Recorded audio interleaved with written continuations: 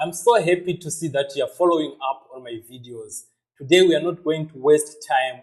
We are going to jump into the two types of poultry which we have. There are several species of poultry which we have in the world. We have turkey, we have chickens, ducks, geese, and many more. But in this section, we are interested on chickens.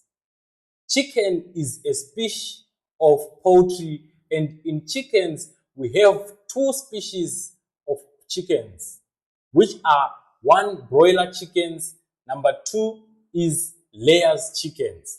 Whereby when we are talking about broiler chickens, the broiler chickens are those chickens which we raise for their meat production. Mainly, we raise broiler chickens only for meat. And layers are those chickens which we raise for the production of their eggs. These chickens, they are raised mostly for their eggs. So I know that you are interested in these two types of poultry. So in my next video, I'm going to talk about the housing and equipment of poultry.